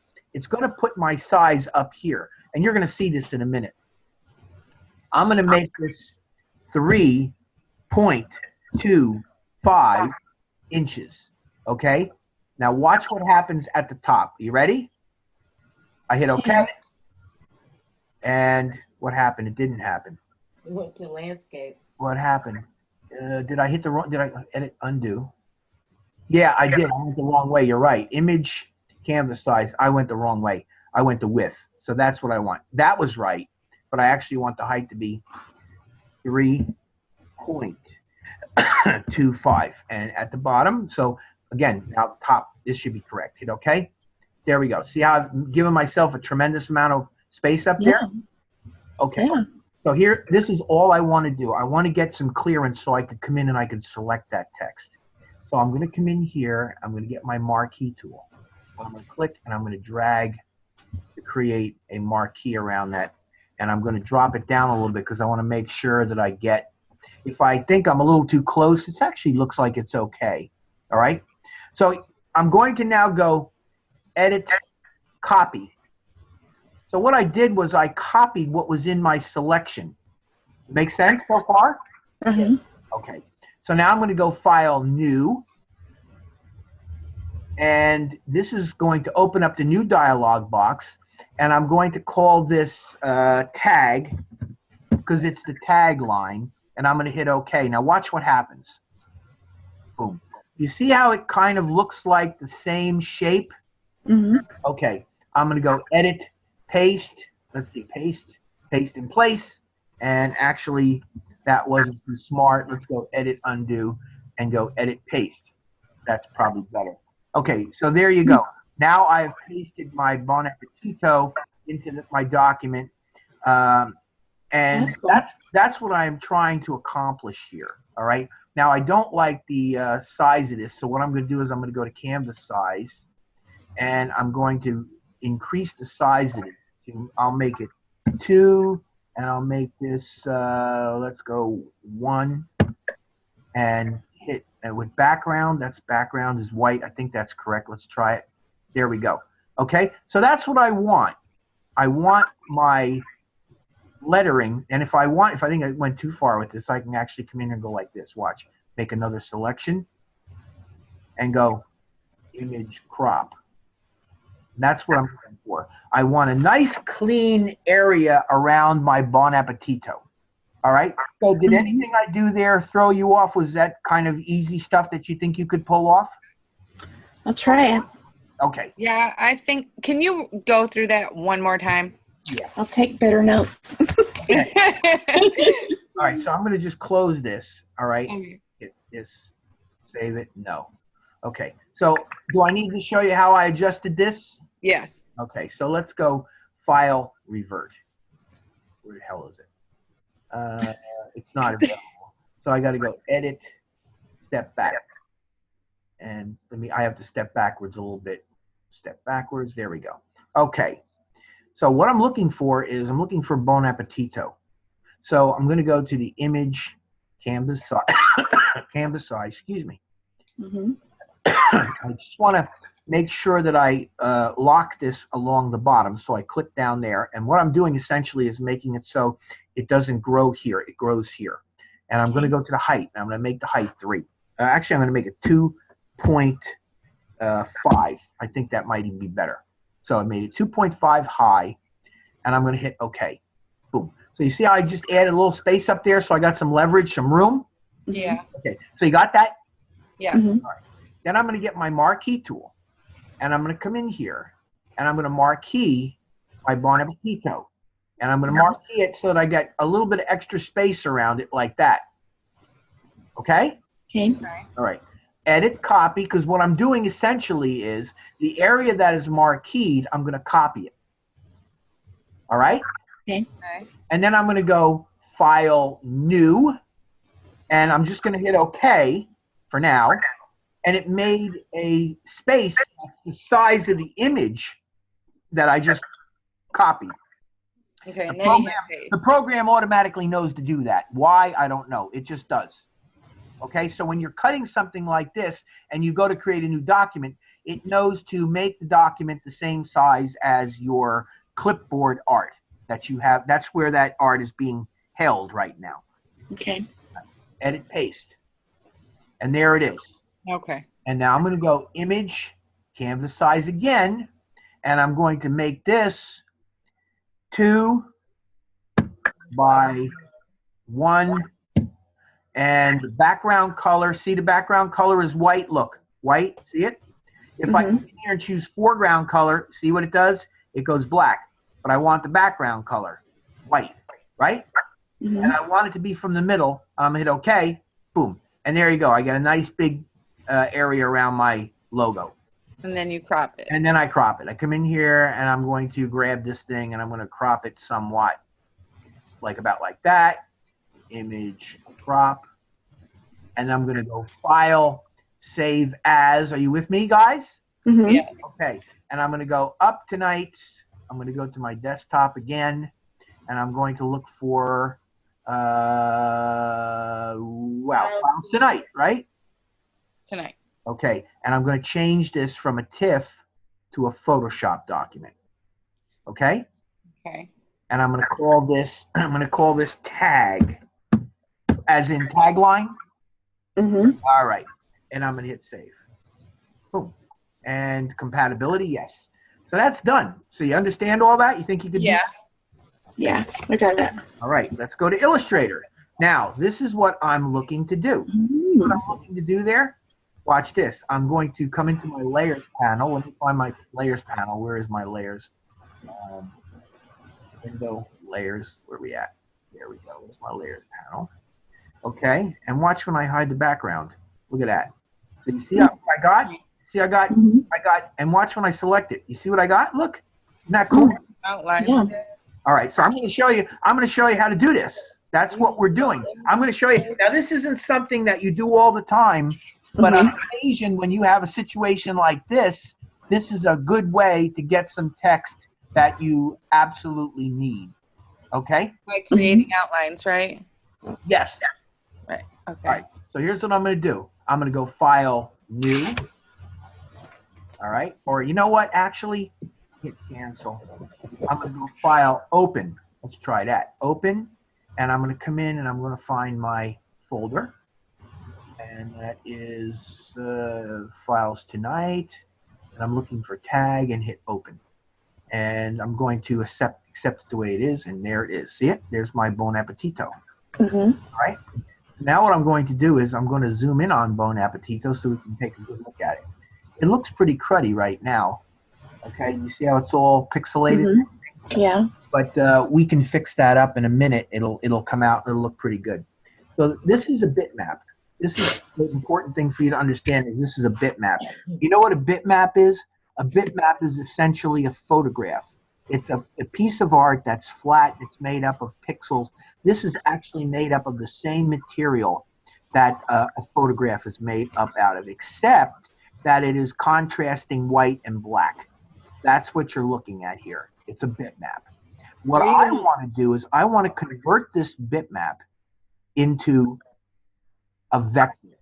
And I want it to be clean so I can use it as part of my production. So you're gonna that's, do an image trace? yeah, I'm going to use image trace. So I want to show you. So the first thing you need to do is you need to, have you done this before? Yes. Yeah, we done it in Illustrator. Oh, good. So here's what I'm going to do. I'm going to select this. I'm going to go to image trace and I'm going to go make. And you see, it actually comes out fairly good. But what I want to do now is I want to come in here and I want to actually play around with this a little bit and see if I can come up with a better one. So I'm going to go to,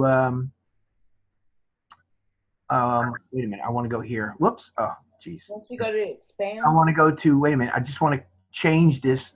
Let's see if it's high fidelity photo that works better. That actually looks a little bit better, but let me try one more.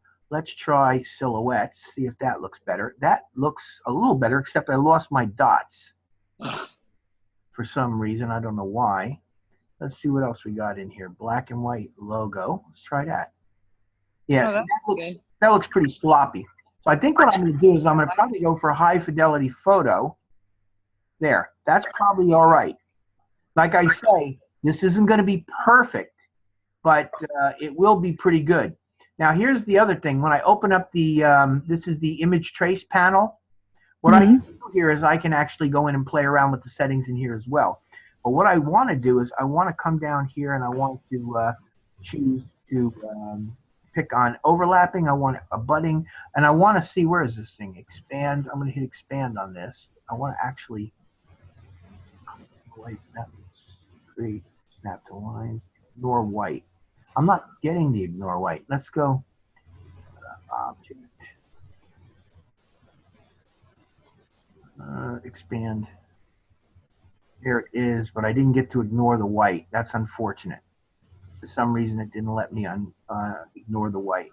So now it's a grouped object, but I do have my trace. So what I'm going to do here now is I'm going to select this, and I'm going to go object and group, and I'm going to get rid of the white areas that I don't want. Okay, and I'm going to go to the view menu, and I want to show. Let's see here. Is it, where is it? Show transparency grid. There's my transparency grid. So can you see where the transparency is and where the transparency is not? Yeah. And it's not that the transparency is not there. It's just that there are white areas that I have to kind of select and throw away. So now the process is to just very quickly come through here and choose these elements that I don't want and get them all, make sure I get them all. And I'm almost there, and I hit delete, and oops, Control Z. You know what? I think actually I used the wrong method. Let's go edit undo clear, and let's go edit undo group, and let's go edit expand tracing.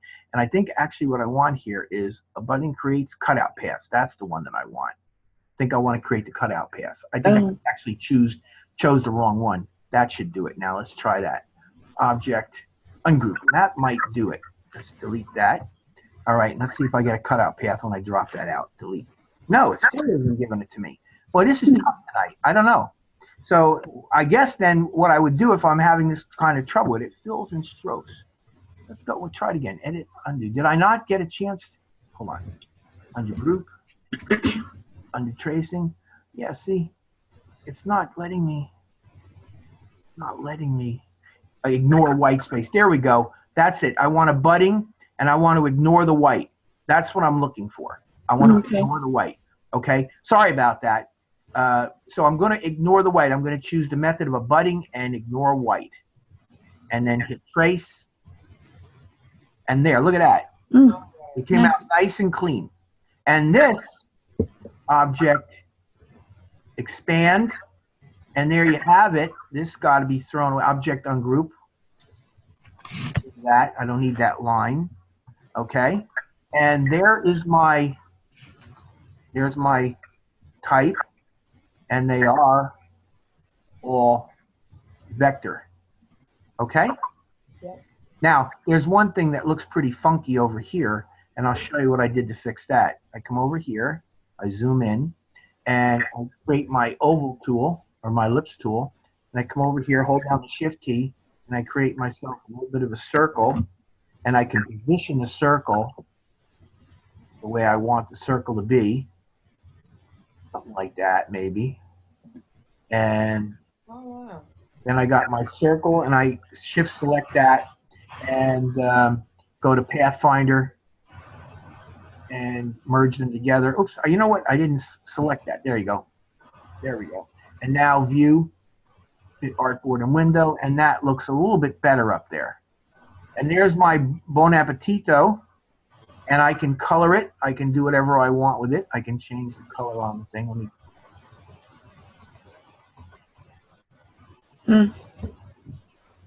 I can get rid of that now.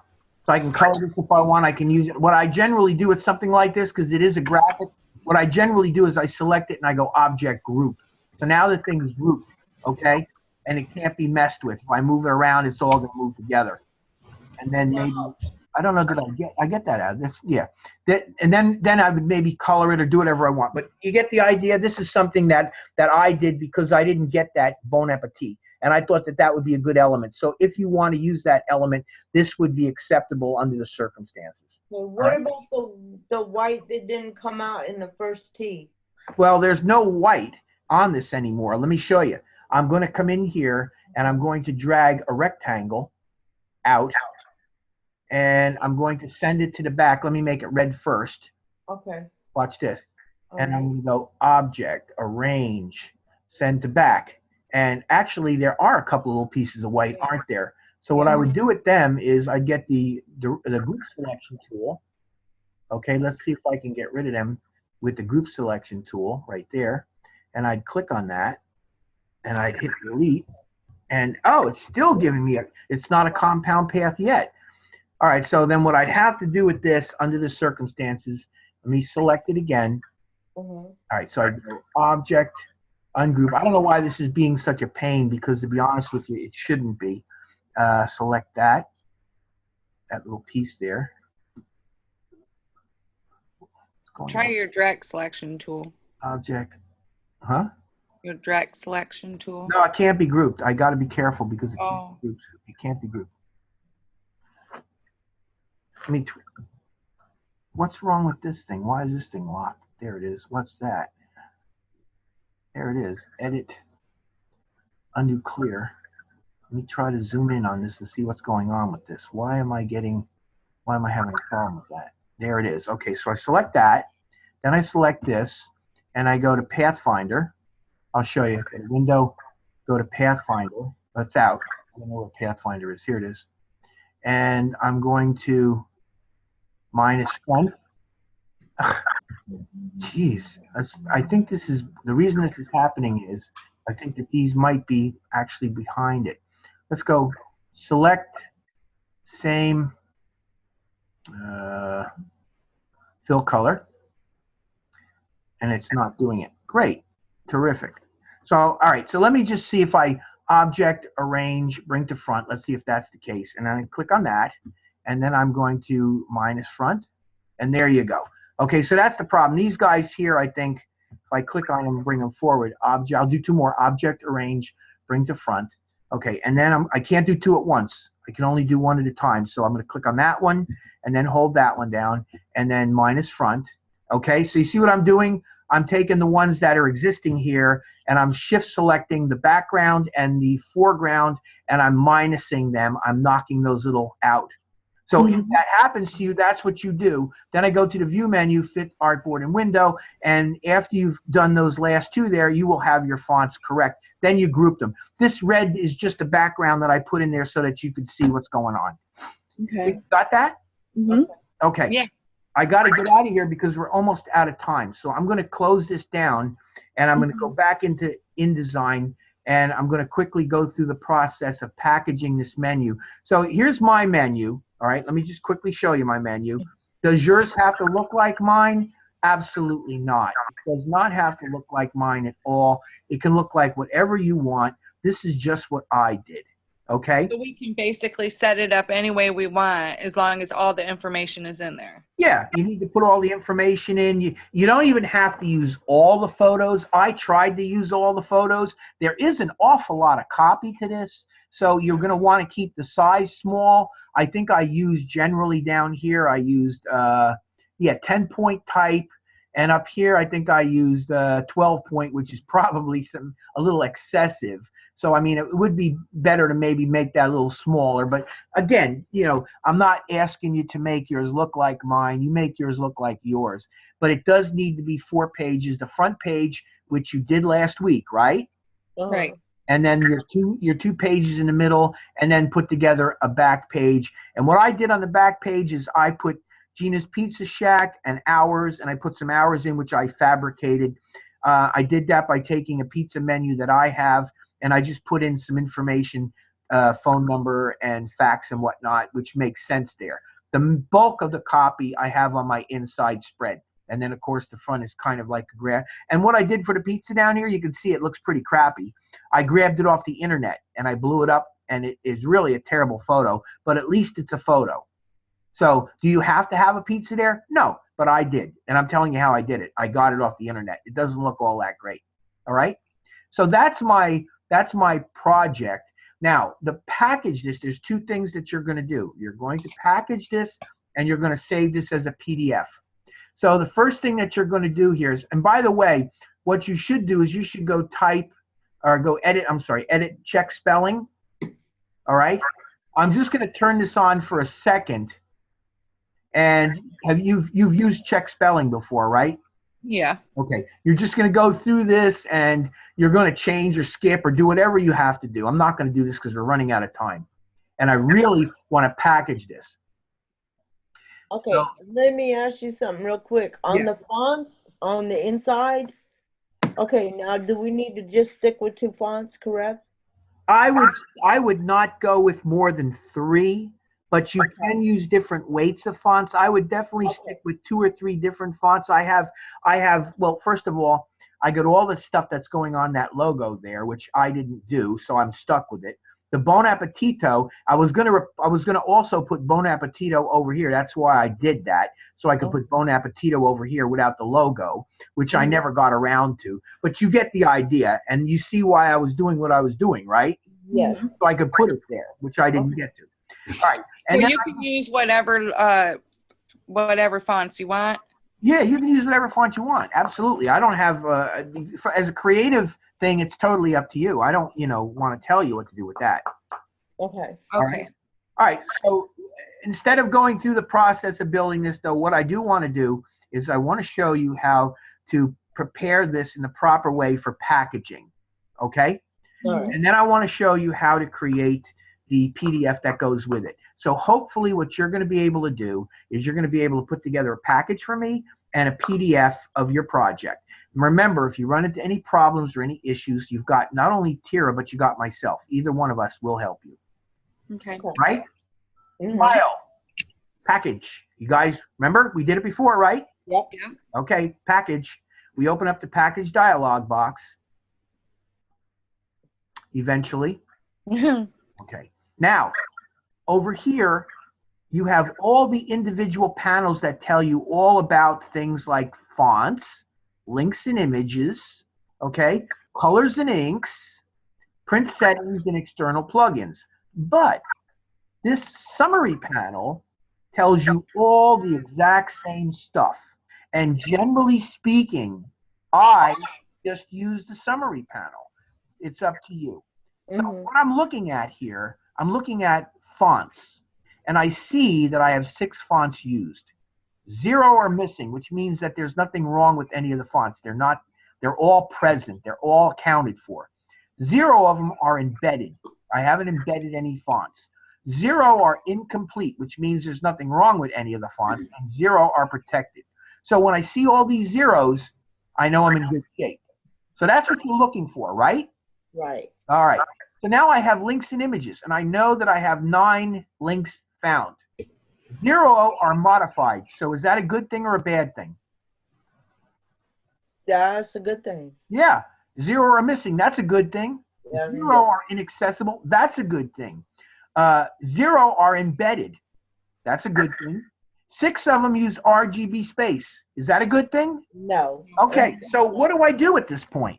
You're going to have to go back and convert them into CMYK. I either have to do that or I have to package it and remember to go in and modify them in the packaged folder. One way or the other, 6 RGB images have to be converted. And what's great about this is, it is showing me, and it isn't saying they're right or wrong, it's simply saying 6 of your images are using RGB. It's up to me to know that RGB is no good here and CMYK is what I need, right? Right. Okay, so you understand this. You've got to look at these things when you do this. Color and inks, 4 process inks, 0 spot colors. Is that a good thing? That's Yeah. good. Why? Because you don't have any spot inks. And what if I had spot colors? What would happen? You know?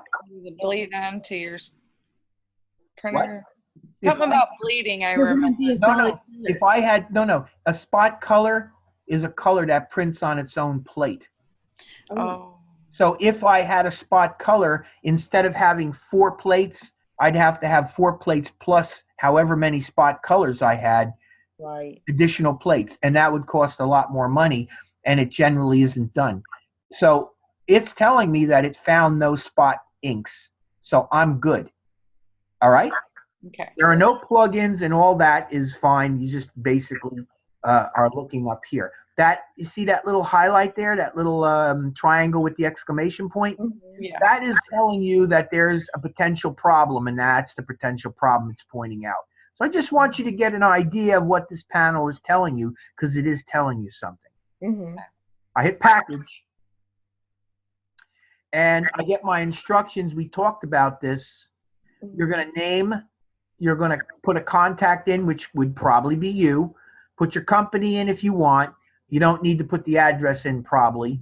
Put a phone number in, your email, and if you have any instructions that you want to make sure that the printer absolutely knows about, you put those instructions in. So that's what you do. You fill this out as much as you want to fill out, but you should not ignore it, right? Right. Okay. So I hit continue.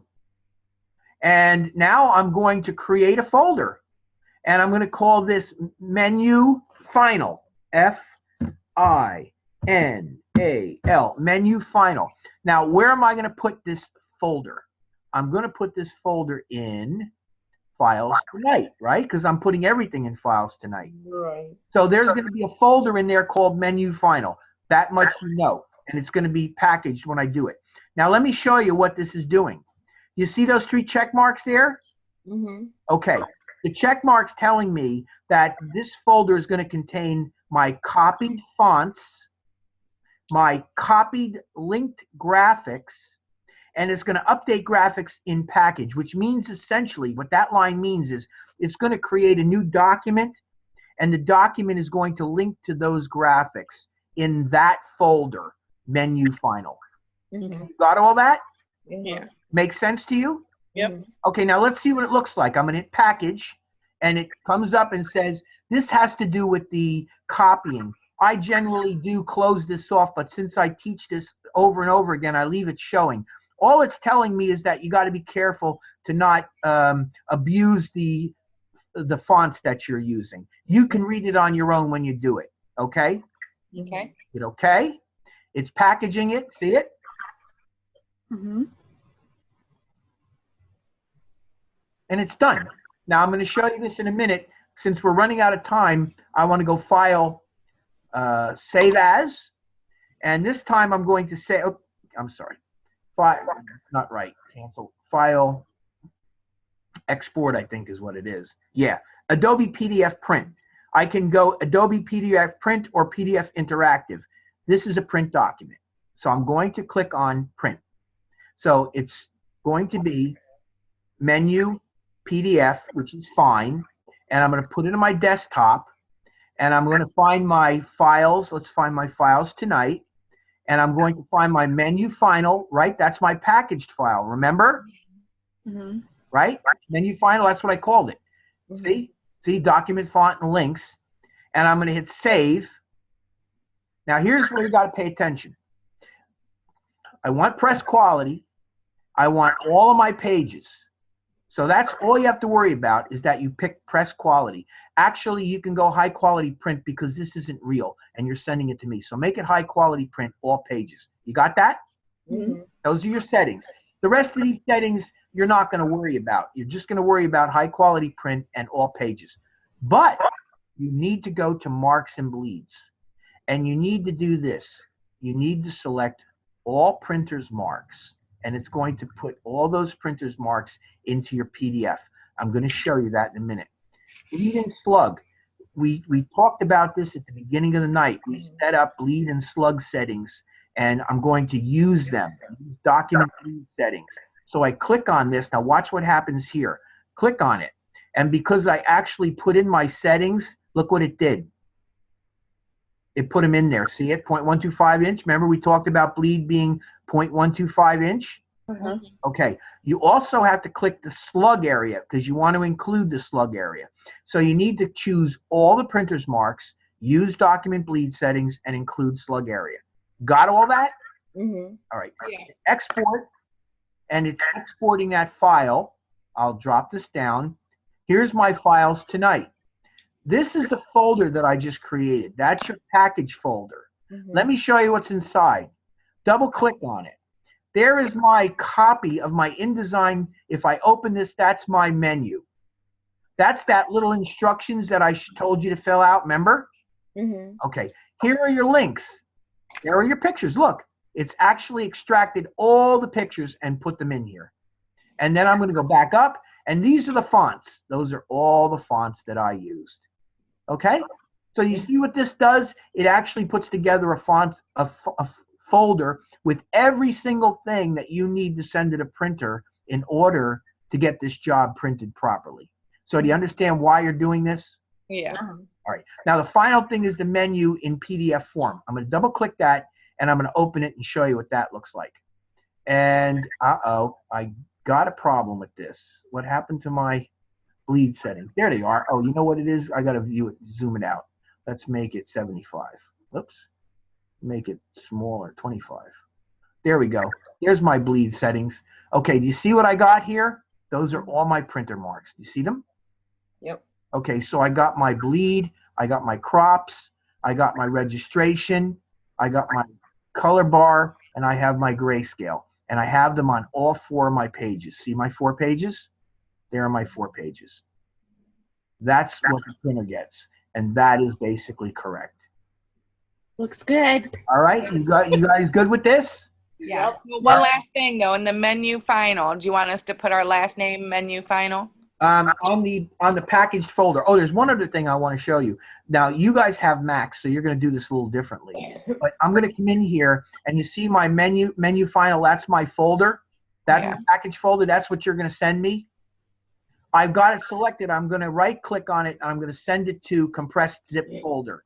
And I'm zipping that. Give me a second. There, it's zipped. Okay, there's my zip. Now, you guys are going to have to zip this file and send it to me as a zipped file. Okay? Okay. Can you handle that? Yep. All right. Then guess what? I'm done. If you don't send this as a zip folder, this is going to get real confused and it's going to try to open that menu up and it's going to not be able to deal with it. But a zip folder, it will have no trouble. So you have to zip it. Okay. All right. I'm done. Let me go up here and let me stop recording and we're done for the night.